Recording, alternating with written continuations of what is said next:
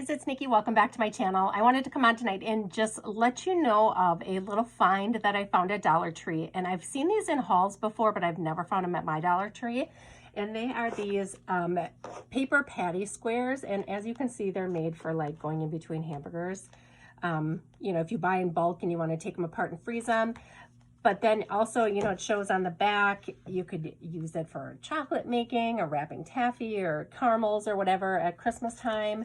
They look just like this. It's just a square. But when I saw these, I thought of Glassine bags. They are like the same type of material. So I wanted to play around with them and see what I could do to make my own Glassine bags. So I have these little containers that I store a lot of my junk journal supplies in. And I had ordered some Glassine bags from an Etsy shop, and I don't even remember which Etsy shop, or I'd list it below, but they just look like this. And then I have some that I've collected in swaps over the years, and then I have just one truly vintage one that I'm aware of, but you know, some other ones might be, but I just don't know. So I was kind of looking to see how they were put together. So this one looks like it's just folded and overlapped here on the side, and the bottom is just glued shut. And then this has a little piece of wire inside there to kind of keep it shut. I've never really figured out how that works. If you know, let me know. But yeah, I don't know if you would like. Yeah, I guess I have no idea how that would keep it shut. But that is in each one. It looks like that. So. You know, one of the ways to create the bag would just be tape along the bottom, or a tape runner or glue along the bottom, and then just this little fold on the side, and it's just a rectangle, nothing fancy on it. This one, it looks like somebody used a punch on, so it's got like a scalloped top, and then it's got a stitching detail on there.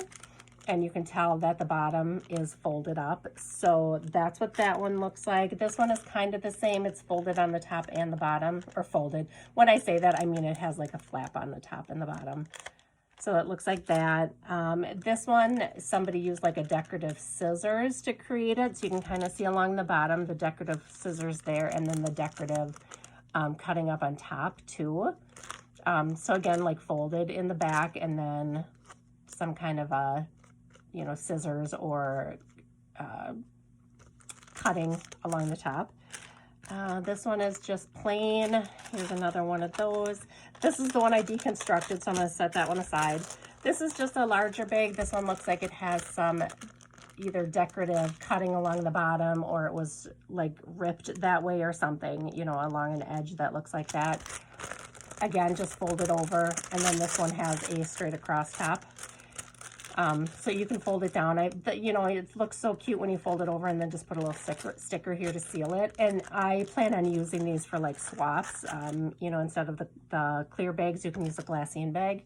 Here is a large vintage one that I had gotten. I ended up cutting it because it was so long and I wanted to use it shorter, but then I didn't end up using it. So it looks like it was, you know, it was this long. And again, it has like that little flap on the bottom, and then it has this kind of notch cut out of the top. So there's that one. So I kind of looked at the things that I had in my stash, but let me just kind of show you what I came up with here. So the square measures 5.5 inches by 5.5 inches.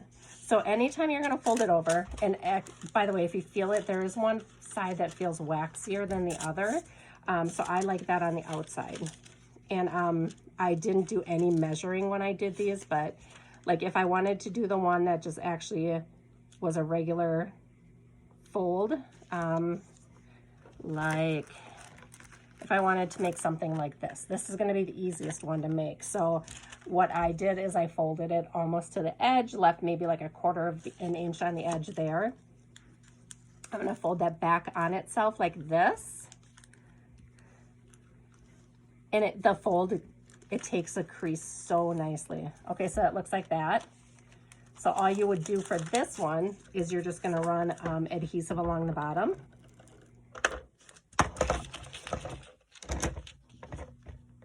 Oops. And seal the bottom up like that. Then you're gonna take adhesive and run it up the side here.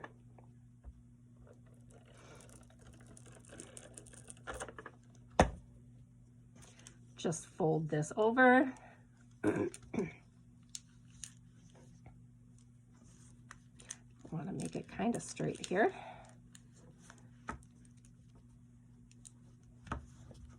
Okay, and there is your simplest version of the bag.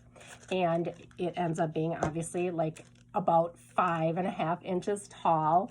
So you have plenty of room to fold it over, you know, and add your little sticker. So you could use this bag for a lot of cute little embellishments. I have like some of these fall stickers right here from Target. These look adorable in here. And I'm making sure that the colored side is facing out because you're going to be able to see some of that color peek through, and I think it looks really pretty. So you could do something like that, and then you could just fold it over, and you can either staple it, you could add a bag topper, you could just put a little piece of washi tape there. Excuse me, if you wanted to come in, and the easiest way to do this, I have a pinking shears here. I did try like my decorative scissors, but what I'm finding is this paper doesn't, it cuts well, but it doesn't like punch or use like these very well. They tend to slip off of it. So let me show you what I mean. So like if you wanted a decorative edge and it's kind of hard to get a straight one, I would go ahead and make the fold where you want to cut. And now you have a guideline to cut. So now I'm just going to make my scissors go right across that line, and you get that. And again, now that looks really cute folded over like that as well. So for $1, you guys, you can make 100 of these bags and they will last you so long. Okay, so this is one way to do it. So I did take this pattern and kind of, let me get this out of the way here, and kind of create a pattern of my own. But I pulled out my punch. My punch does not work through here, so I thought it would be easy enough to like put it like this, and then you just slide your circle punch in there, and you just make a punch right there to make that notch in the middle, and it just crinkles the paper up. So I just went in and I just made this with my scissors. You know, just kind of came in and cut around it. You know, if you want to keep it folded like this, you could just cut your notch in like that. For the bottom, this would be really easy if you had like a die or something that you could run through. I don't, so I was just kind of hand cutting it. And the template I'm using is a little bit smaller, so I kind of just lined it up like that, and then just kind of cut the pattern out. So let me show you on a new one. So again, I have the waxier side facing out. I'm gonna go ahead and kind of fold them towards the center this time. And you don't have to have them completely centered, but all you're gonna wanna overlap is the width of your tape or your tape runner. So I'm using the ATG gun, so it's just about 1/8 of an inch. That is all I'll need to overlap. So it's gonna look like that.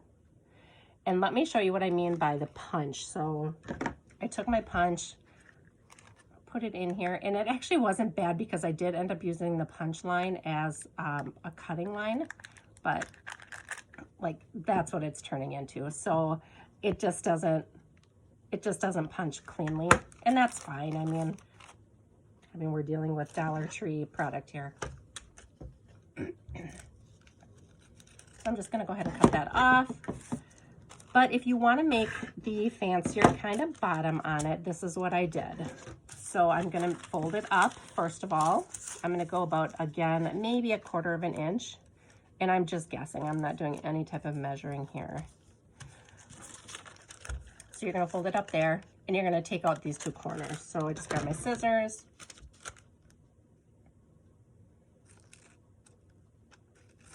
I'll take out those 2 corners.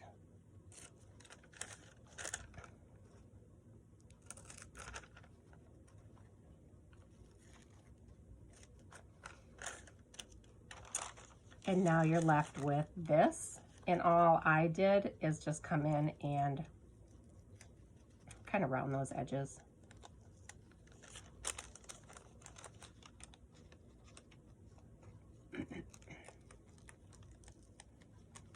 like that.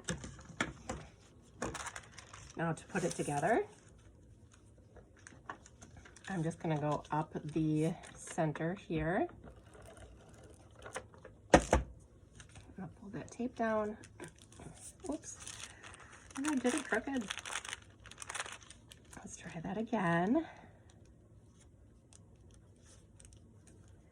All right, I'm gonna fold that down. I'm gonna come and just do a little run of tape there. Fold it up, and then you have a bottom that looks a little bit more finished. So it looks like that. And you can center this if you want to. It was just harder for me to center than to not center, so I was fine with that. And again, you're just creating a cute little pocket. You can fold it over, and you can put a little piece of washi there, and it's all done. So guys, that's all I wanted to show you today. Just something fun to play around with. You can do the same thing with wax paper, but I just like that these are already cut for you. I think it's really convenient.